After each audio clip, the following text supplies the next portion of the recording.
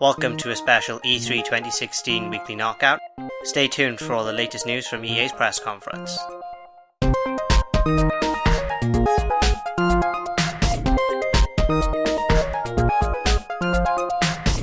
So EA's press conference just finished over an hour ago now, and I'm going to take you through all of the announcements. But for all the trailers and for some extra details, make sure to check out groundpunch.com.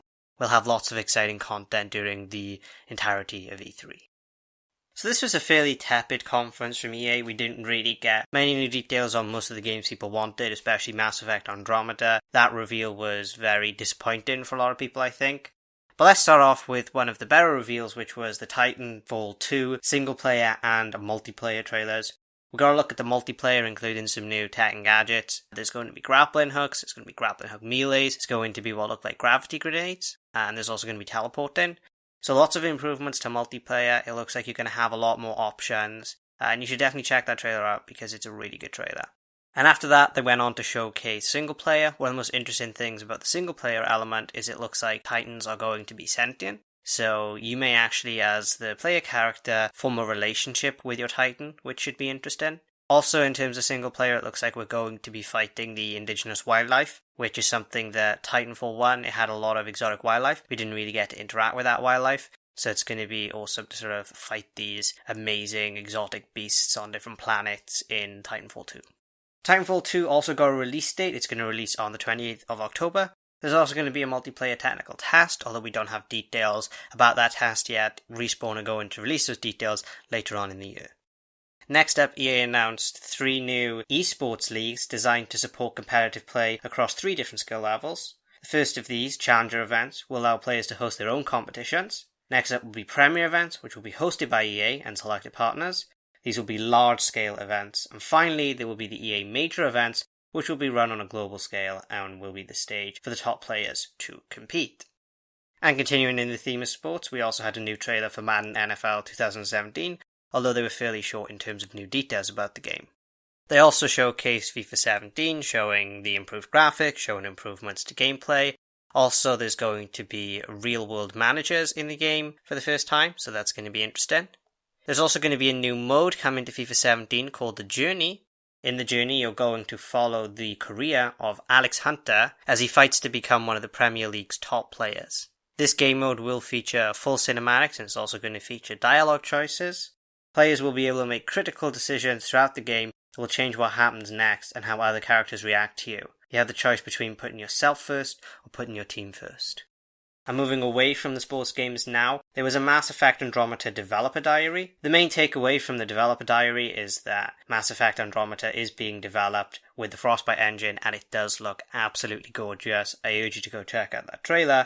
That said, there are very few new details, and with this announcement you can almost take away more from what wasn't said than what was said. There was no release date attached to any of this promotional material, suggesting to me that the game will be at least a late 2017 game, if not delayed until 2018. Now, we have previously been told that this game was going to release in early 2017, so the game has been delayed, and we have no idea how far that delay is going to extend.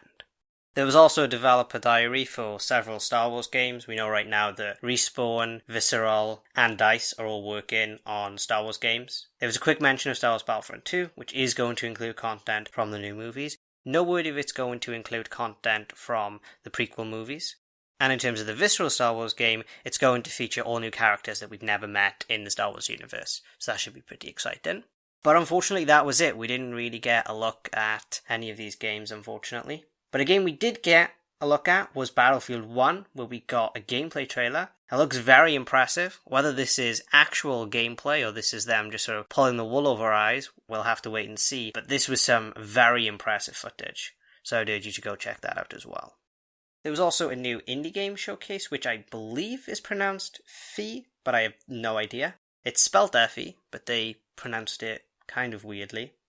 But anyway, it's a very interesting game. One of the most interesting things about it is it's going to be a game with no dialogue. It's going to focus purely on music. So you start the game as a young cub all alone, and you're going to journey through a forest, and you're going to meet new animals and plants. And each animal and plant you meet is going to have their very own unique song. Each song you learn will help you reach new parts of the world. And the game is designed to not hold your hand. You'll be left to find out where to go and what to do all by yourself. And, quote, what you discover will be unique to you, end quote. I really like the aesthetic of this game, so this is another trailer that I'd urge you to check out. And a few extra details from EA's conference. These aren't game announcements, but, we'll go into them nonetheless. EA plans on extending its publishing agreement with indie studios. They've already published Unraveled, and they're going to be publishing Fee. And so they've now launched EA Originals, a new scheme designed to seek out smaller development teams and assist them with the development of their game, as well as other aspects such as marketing and publishing. Now, EA claims that the initiative will ensure that all profits will go to the developers of the game, which is something I really commend. Hopefully this isn't just talk and it does come to fruition. But this sounds like a very exciting initiative, and hopefully it will lead to a lot more great indie games coming out. And the other thing EA announced was Play to Give. This is another new initiative which is designed to support charitable organizations. The basic concept between Play to Give is that player communities will be presented with challenges in the games they play in, and if they can complete those challenges, EA will then donate to certain charities. The first of these Play to Give events is going to happen this coming Saturday, the 18th of June. It's going to involve challenges in games such as Battlefield 4, Battlefield Hardline, Star Wars Battlefront, FIFA 16, and more. There is a link on groundpunch.com if you want to find out more about Play to Give, and the charities that this first event is going to support is going to be Code.org, Code 2040, He for She, National Centre for Women and Information Technology, and Special Effect.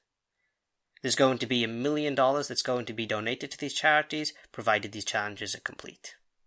So while doubtlessly this is a marketing gimmick, at the same time it is nice to see that some charities are going to get some benefit out of this particular marketing move, and I commend EA for that. If nothing else, it should help them not win the Worst Company in America award once again.